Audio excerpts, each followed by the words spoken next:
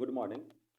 आज का वीडियो ढलाईशाला के अंतर्गत बनाया गया है। तो यहाँ पर बात करेंगे कि सबसे पहले कि ढलाईशाला होती क्या है और ढलाईशाला का उपयोग कहाँ कहाँ पर किया जाता है, किन धातुओं पर, ढलाईशाला से लाभ और इसके उपयोग। जैसे कि आप जानते हैं कि प्राचीन काल से ही ढलाईशाला का इस्तेमाल किया जाता है।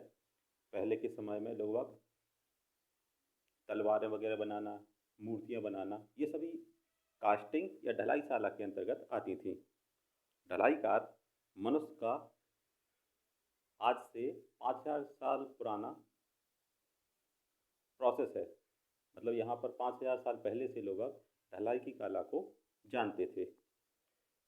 पहले पुराने समय में लोग ढलाई के द्वारा लोहा, सोना, चांदी आदि की जो मूर्तियाँ वगैरह बनाई जाती थी वो ढलाईशाला के थ्रू ही बनाई जाती थी। जहाँ पर वो क्या करते थे, धातु को पिघलाकर रिक्रिस्टलाइजेशन टेम्परेचर, क्रांतिक तापमान से ऊपर धातु को इतना गर्म किया जाता था कि धातु सॉलिड अवस्था से लिक्विड अवस्था में, ठोस से तरल अवस्था में बदल जाए। और इसी लिक्विड अवस्था को सांचे के अंदर उन्होंने डाला, और जैसे ही सांचे के अंदर उन्होंने डाला और कुछ समय बाद उस लिक्विड धातु को ठंडा होने के लिए रख दिया। जैसे वो ठंडी हो गई, डाई से ऑब्जेक्ट को निकाला और आपका वर्कपीस कंप्लीट हो गया। तो इसकी जो ठंडे होने की प्रक्रियाएं हैं वो काफ़ी हैं, उस पर किसी दिन और चर्चा करेंगे। जैसे नॉर्मलाइजेशन, एनेलिंग, हार्डनिंग, ये सब प्रोसेस नेक्स्ट टॉपिक पर देखेंगे। अभी हम लोग डिस्कशन करेंगे सिर्फ ढलाईशाला के ऊपर कि ढलाईशाला होती क्या है। औद्योगिक कार्य में इस विधि में धातु को भट्टी में पिघलाकर और लिक्विड धातु को सांचे में डालकर वांछित आकार तैयार किया जाता है। और इंजीनियरिंग के जितने भी इक्विपमेंट हैं जो जहाँ पर वाइब्रेशन या शॉक का इफेक्ट ज़्यादा पड़ता है, उन सभी मशीन पार्टों को ढलाई के थ्रू ही बनाया जाता है। तो ये है आपका इंट्रोडक्शन ऑफ फाउंड्री शॉप की फाउंड्री शॉप होती क्या है। और सेकंड आता है ढलाई के लिए उपयोगी धातुएं। तो ढलाई के लिए मोस्टली आपकी मेटलिक और नॉन मेटलिक धातुओं का इस्तेमाल किया जाता है। लोह धातुएं और अलोह धातुएं। लोह धातुएं वो कहलाती हैं जिनमें आयरन की मात्रा पाई जाती है, उन्हें कहते हैं लोह धातुएं। और अलोह धातुएं वो जहाँ पर आयरन की मात्रा अब्सेंस रहती है उसे कहते हैं अलोह धातुएं। जैसे gun metal, copper, bronze, brass, सोना, चांदी, पीतल, तांबा, जितनी भी अलोह धातुएं इसी के अंतर्गत आ जाती हैं। और लोह धातुएं वो हैं grey cast iron, white cast iron, ductile इत्यादि, ये सभी लोह धातुएं आती हैं। तो ये मान के चलिए कि जितने भी मेटलिक हैं, धात्विक पदार्थ हैं, उन सभी को आप फाउंड्री शॉप के द्वारा किसी भी आकार में ढाल सकते हैं। ढलाईशाला में इसका उपयोग ये होता है कि आप बड़े आकार के ऑब्जेक्ट बना सकते हैं। लाभ, अगर आपको बड़ी मूर्ति बनानी है तो आप कास्टिंग के थ्रू ही बना सकते हैं। टनों का अगर वर्कपीस आपका 1 टन 2 टन का है तो भी आप किसी भी धातु को ईजिली बना सकते हैं।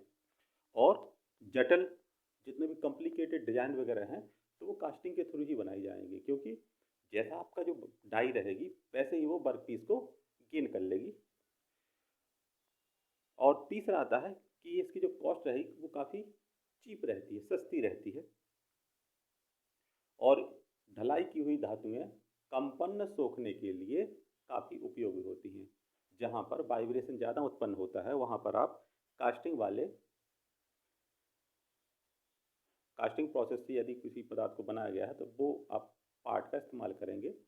जैसे कहते हैं ढलवां लोहा, क्योंकि ढलवां लोहा इसलिए कहते हैं कि उसको ढाल के बनाया गया है और वन पीस में बनाया जाता है। गियर वगैरह भी देखे होंगे आपने, वो वन पीस में बनाए जाते हैं कि एक ही बार में आपने सांचे के अंदर उसको डाला, धातु को, पिघली हुई धातु को, और कुछ समय बाद उसको ठंडा होने रख दिया और आपने वर्कपीस को निकाल लिया। कई अलग अलग पार्ट हैं, उन सबको आप जोड़ने के लिए भी इस्तेमाल कर सकते हैं ढलाई के थ्रू। और यहाँ पर जितने भी आपके कृषि वाले यंत्र हैं या मैकेनिकली यंत्र हैं, वो सभी आपके ढलाई प्रोसेस के थ्रू ही बनाए जाते हैं। ढलाई प्रोसेस का इस्तेमाल आप पाइप फिटिंग, जैसे पाइप फिटिंग की आपने देखी होगी, एल्बो, टी, यूनियन, बॉल्व, ये सभी आपके ढलाई के थ्रू ही बनाए जाते हैं। पंप के इम्पेलर, मशीन की बॉडी, टरबाइन के ब्लेड, वायुयान या जेट इंजन के ब्लेड, कृषि के यंत्र, मशीन पार्ट, जितने भी जहाँ पर वाइब्रेशन का इस्तेमाल हो रहा है और वहाँ पर आपको किसी मटेरियल, किसी धातु के वर्कपीस को लगाना है या पार्ट को लगाना है, वहाँ पर आप ढलाई करके ही उसी धातु को लगा सकते हैं।